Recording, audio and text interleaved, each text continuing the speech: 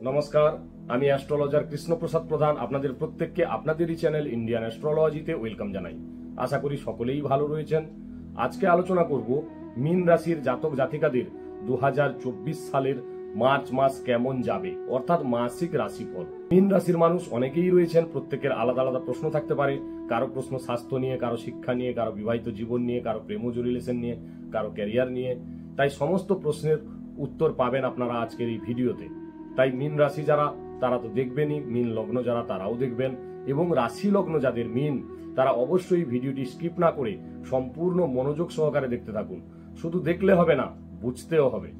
এবং সবশেষে জানাবো কি করণীয়, কি করলে আপনারা আরো ভালো থাকতে পারবেন। তাই সর্বপ্রথমে দেখে নেব মার্চ মাসের শুরুতে গ্রহের গোচর অবস্থান। রাশিতেই বসে রয়েছেন রাহু, দ্বিতীয় ভাব অর্থাৎ মেষ রাশিতে বসে রয়েছেন দেবগুরু বৃহস্পতি, এবং সপ্তম ভাব অর্থাৎ কন্যা রাশিতে বসে রয়েছেন কেতু, একাদশ ভাব অর্থাৎ মকর রাশিতে রয়েছেন মঙ্গল এবং শুক্র, দ্বাদশ ভাব অর্থাৎ কুম্ভ রাশিতে বসে রয়েছেন রবি, শনি এবং বুধ। এটা গ্রহের গোচরের উপরে রাশি ভিত্তিক আলোচনা, কারো ব্যক্তিগত জন্মছক নিয়ে এই আলোচনা নয়। কারণ মীন রাশির মানুষ অনেকেই রয়েছেন, কোটি কোটি মানুষ রয়েছেন। প্রত্যেকের যেমন ফিঙ্গারপ্রিন্ট আলাদা, সেরকম প্রত্যেকের জন্মছকও আলাদা। প্রত্যেকের ছকে আলাদা আলাদা গ্রহের দশা চলছে। তাই আপনার জন্মছকে কি রয়েছে তা কিন্তু আমি জানি না। এটা ওভারঅল একটা প্রেডিকশন। সর্বপ্রথমে দেখব স্বাস্থ্য কেমন যাবে, কারণ স্বাস্থ্যই সম্পদ। স্বাস্থ্য যদি ঠিক থাকে আমরা যে কোনো প্রতিকূল পরিস্থিতি থেকেও বেরিয়ে আসতে পারি। তাই রাশিপতি দেবগুরু বৃহস্পতি তিনি বসে রয়েছেন দ্বিতীয় ভাবের উপরে। দ্বিতীয় ভাব আমাদের মারক স্থান, এবং রাশিতে বসে রয়েছেন রাহু। তাছাড়া ষষ্ঠপতি রবি তিনি দ্বাদশ ভাবে রয়েছেন, এবং বুধও কিন্তু দ্বাদশ ভাবের উপরে রয়েছেন। যেহেতু বুধ এবং রবি দ্বাদশ ভাবের উপরে রয়েছেন, তাই মাসের প্রথম দিকে অর্থাৎ 15 তারিখ পর্যন্ত আপনাদের একটু সচেতন থাকতে হবে। কারণ রবি আমাদের হার্টকে দেখে। যাদের হার্টের সমস্যা রয়েছে তাদের বুক ধড়ফড় করা, বুকে ব্যথা হওয়া, এই ধরনের প্রবলেম হতে পারে। চোখ লাল হয়ে যাওয়া, চোখে জ্বালা জ্বালা ভাব হওয়া, তাছাড়া ভাইরাল ইনফেকশন। এবং যেহেতু রাহু বসে রয়েছেন মীন রাশিতে, তাই হজমের গোলমাল, পেটের সমস্যাও হওয়ার কিন্তু সম্ভাবনা থাকছে। এবারে দেখব শিক্ষা। শিক্ষা আমরা মূলত বিচার করে থাকি পঞ্চম ভাব থেকে। পঞ্চমপতি চন্দ্র যিনি সোয়া দুদিন ছাড়া ছাড়া কিন্তু ঘর চেঞ্জ করে থাকেন, এবং পঞ্চম ভাবকে দৃষ্টি দিচ্ছেন শুক্র ও মঙ্গল। তাই আপনাদের মর্জির উপরে আপনারা পড়াশোনা করবেন। কেউ হাজারো বললেও আপনি তার কথায় কান দেবেন না। নিজে নিজেই যেটা ভালো মনে করবেন সেইভাবেই পড়াশোনা করবেন। যেহেতু মঙ্গল এবং শুক্রের দৃষ্টি রয়েছে পঞ্চম ভাবের উপরে, তাই পড়াশোনা থেকে মন বিচলিত হয়ে প্রেমজ রিলেশনের দিকে কিন্তু অগ্রসর হতে পারেন। সেই জায়গায় আপনাদেরকে কিন্তু সচেতন থাকতে হবে, বিশেষ করে 15ই মার্চ পর্যন্ত। কারণ 15ই মার্চ মঙ্গল দ্বাদশ ভাবে চলে যাবেন, অর্থাৎ পঞ্চম ভাবে আর দৃষ্টি থাকবে না। তাই পড়াশোনার জায়গায় আপনাদেরকে একটু মনোসংযোগ বাড়াতে হবে, সচেতন থাকতে হবে, যাতে পড়াশোনা থেকে মন ডাইভার্ট হয়ে প্রেমজ রিলেশনের দিকে আকৃষ্ট না হয়। এবারে দেখবো প্রেমজ রিলেশন। প্রেমজ রিলেশনও আমরা বিচার করে থাকি পঞ্চম ভাব থেকে। পঞ্চমপতি চন্দ্র যিনি সোয়া দুদিন ছাড়া ছাড়া ঘর চেঞ্জ করে থাকেন, তাই মীন রাশির জাতক জাতিকাদের প্রেমজ রিলেশনটা টক মিষ্টি থাকে, অর্থাৎ কখনো ভালো কখনো খারাপ।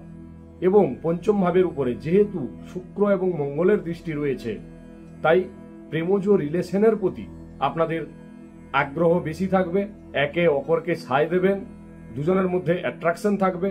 কিন্তু যখনই রবি আপনার রাশির উপরে গমন করবেন, অর্থাৎ রবি দ্বাদশ ভাব থেকে রাশির উপরে গমন করবেন 15ই মার্চ। 15ই মার্চের পরে আপনার অ্যাটিটিউড, আপনার ইগো, আপনার জেদ, এই সমস্যার কারণে প্রেমজ রিলেশনের মধ্যে একটু সমস্যা হতে পারে। এবং যেহেতু রাহু বসে রয়েছেন রাশির উপরে চন্দ্রের সাথে, এবং রাহুর দৃষ্টিও রয়েছে পঞ্চম ভাবের উপরে, তাই আপনার মনের মধ্যে কিন্তু সন্দেহ প্রবণতা বাড়তে পারে আপনার প্রেমের প্রতি। এই জায়গায় আপনাদেরকে সতর্ক থাকতে হবে। এবারে দেখব বিবাহিত জীবন। বিবাহিত জীবন আমরা বিচার করে থাকি সপ্তম ভাব থেকে। সপ্তম ভাবের উপরে বসে রয়েছেন কেতু, এবং সপ্তমপতি বুধ তিনি দ্বাদশ ভাবের উপরে বসে রয়েছেন। বিশেষ করে 7 তারিখ পর্যন্ত আপনাদের বিবাহিত জীবনে একটু সমস্যা থাকবে। কেতু যে ভাবের উপরে বসে থাকেন সেই ভাবের ফলটাকে নষ্ট করে দেন, অর্থাৎ সপ্তম ভাবের উপরে বসে রয়েছেন। তাই আপনাদের বিবাহিত জীবনে কোনো না কোনো অসন্তুষ্টি থেকেই যাবে। সপ্তমপতি যখনই দ্বাদশ ভাব থেকে রাশির উপরে যাবেন এবং তিনি সপ্তম ভাবকে দৃষ্টি দেবেন, তিনি আপনার বিবাহিত জীবনটাকে ঠিক করার চেষ্টা করবেন। তুলনামূলক বেটার হবে 7 তারিখের পর থেকে। এবং আপনার যিনি পার্টনার রয়েছেন, পার্টনারের একটু শরীর স্বাস্থ্য নিয়ে সচেতন থাকতে হতে পারে, কারণ যেহেতু কেতু বসে রয়েছে আপনার পার্টনার ডিপ্রেশন এবং ফ্রাস্ট্রেশনে থাকবেন কোনো না কোনো বিষয়ে। এবারে দেখব ভাগ্য, ক্যারিয়ার এবং ব্যবসা। ভাগ্যপতি মঙ্গল এবং ক্যারিয়ারপতি হচ্ছেন দেবগুরু বৃহস্পতি। ভাগ্যপতি মঙ্গল তিনি একাদশ ভাবের উপরে বসে রয়েছেন। যে সমস্ত কাজে ভাগ্যের প্রয়োজন হয়, যারা শেয়ার মার্কেট করেন, স্টক মার্কেট করেন, গাড়ি কেনাবেচা করেন, প্রপার্টি কেনাবেচা করেন, কোনো বড় ডিল করতে চাইছেন, কোনো বড় মিটিং অ্যাটেন্ড করতে চাইছেন, অবশ্যই এইসব কাজে ভাগ্যের প্রয়োজন হয়। তাই মার্চ মাসের 15 তারিখের মধ্যে যদি হয় তাহলে আপনারা খুব ভালো ফল পাবেন। কিন্তু 15 তারিখের পরে নবমপতি অর্থাৎ আপনার ভাগ্যপতি মঙ্গল দ্বাদশ ভাবে চলে যাবেন। তাই 15 তারিখের পরে এই ধরনের কোনো কাজ করা উচিত নয়, যে সমস্ত কাজে ভাগ্যের প্রয়োজন হয়।